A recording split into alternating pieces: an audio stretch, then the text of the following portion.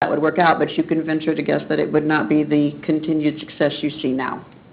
So the 5,000, 1,000 breakdown on the employee versus family, I'm going to leave tier 2 out for right now. Those are actually incentives to try to drive people, even more people into the high deductible plans. So I'm assuming that if we do approve this, we might even see a higher participation. That is a reasonable assumption. Okay. Not based in fact, but it's a reasonable assumption. Yeah. Okay. Councilman Freeman? Very quick question. We see the difference here of $36,300. Does the overall health of the budget through the end of 2013 and what's planned and projected for 2014 absorb that cost without much pain beyond? Yeah, as you recall previous discussions, it takes roughly $50,000 to move the needle. Okay. So. Okay. I just have a quick question. For these. I don't really have specific questions regarding this. I think this is fine, and I understand that we're July through July. But one of the questions that I do have is larger, and since you brought this up as a priority discussion for budget, one of the things that I would like for us to see specifically for 2014 budget is looking at, instead of these percentages, having a discussion about a dollar amount that we want to contribute toward health insurance, so that we can better, so when do we have, I mean, like I said, I'm fine with this and I understand the time frame, but I don't want that to be us approving this tonight, that we lose sight of that discussion for the budget, because I think that some of the conversations we've had previously with Larry, kind of driving, looking at different companies, if we can come up with a dollar amount and say to Cheryl, okay, we want to spend $800,000. You go out and solicit feedback on what that can get us. So this will not negate that conversation, I guess, is what I'm asking. Okay. Oh, I believe it's your discussion that staff does what you ask us to do. And there are some options we can look at with a dollar amount. When we looked at the packages this year when we bid it, we got a feel for kind of what a dollar amount would be that we might look at to kind of go to the market. It's probably more than what we have, right, but we do have a feel for a dollar amount. So I guess when do we do, that's what I'm asking. I mean, insurance is a little bit weird that it runs July through July. So when do we have that as we're looking toward our 2014 budget? Well, if we're going to do that, we want to do that fairly soon, because we have a 90-day window of when we would need to let NPR know that we're not going to renew next year, and we would want to know that close to being able to make that decision, which it would be April, is when we would need to let them know that we're not going to go with them. Now, keep in mind, we don't get rates.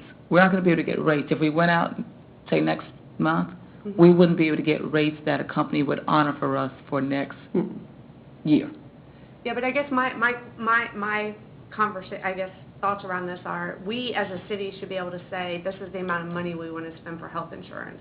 And if we want to really control costs, a percentage basis, in my opinion, is not the right way. 100% or 80%, because you just really kind of lose some control of that. But if we can say, whether it's $10,000 per employee or whatever, if we can come up with that number that we want to spend on insurance, then we can start controlling costs, at least from the city's perspective. We could set an amount and look at more of a cafeteria-style plan and determine what that amount's going to be per employee, and allow them to kind of purchase within kind of a menu of options that the city would provide. That is one way of doing health insurance, so we could look at that.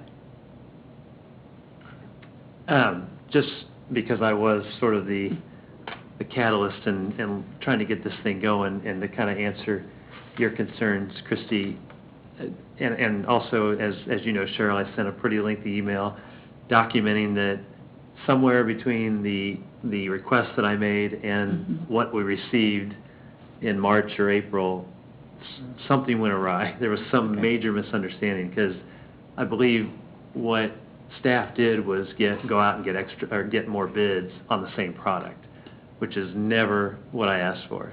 And I'm not trying to go back in time, but I just want to make sure this time, because this is the third year I've tried to make my point on this, that this time we do really a more, I guess, a better review, not just of apples to apples, but we bring in consultants from day one, not with staff, but to the council, and tell the council, and basically give us their sales pitch.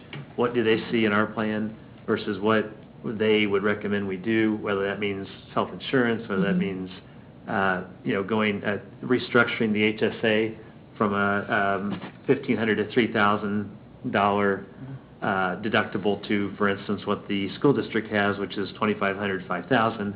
That's where you get the most bang for your buck on the rates, and that's where it becomes an ongoing. It doesn't need an incentive from the city at that point, because the rate reductions are so dramatic at those deductibles that the city doesn't have to subsidize it anymore. So I guess that's what I hope we can do this year. Okay. But going back, last year we were told that this was a one-time deal, that the city would, and I remember it clearly, this is the one, everybody knows, and the employees know, that if they want to get on this train, they have to do it this year, and this incentive won't be repeated. And here we are, whether by accident, by plans. By recommendation. Whatever. By the brokers. Here we are again, we're subsidizing a decision that really the employees should be making. No, And- yes, sir, I understand that completely. All I'm saying is, when we had the discussions with the brokers, it's not by accident.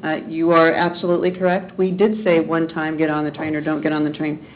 During the discussions with the brokers, Thomas McGee, CBiz, and NPR all suggested that we continue funding the health savings account so that employees would continue to see the value, mitigate their fear, and continue with the proven success that you've got, rather than upset the economies of scale as well. People leave the pool. They might even leave the pool, not just the city's insurance, but they might leave the pool.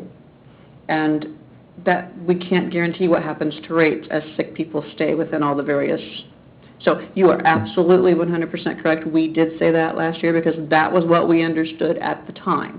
But we got that information and that advice from NPR, right? No, sir, I said Thomas McGee. No, last year. I'm talking about last year when we came. I don't think we so. had I the same believe that was discussion. staff completely came up with that. I don't recall NPR saying anything. Mary and I made that up. We came up with that incentive strategy. Well, there was already an incentive with NPR, though. Even without the city's incentive, NPR was kicking in $25. They were, but and $50 for families. the upfront funding that we're talking about, where I asked just now, where I recommended, we made that up. But I guess from a perspective, how does this rate, including all the subsidies and the incentives, how does this rate compare to 2012's rate? Do you know? Is it higher? The rate? No, I'm it's lower. sorry, the premium for the entire package, is it higher than last? Yeah, it would be higher because there was a rate increase built into this one already. The rate is higher, but the cost to the city, because in 12, you didn't have staff on the high deductible plan, so you were paying for a plan that was costing the city more. When you switched to the high deductible the first year, you saved, approximately $100,000? Well, it was almost $100,000. $100,000. Right. That was 2012, though. Right. When you switched from 12 to 13, you had $100,000 Right. savings. That was last year's presentation. And what staff's saying is that they told you last year it was only going to be a one-time plan.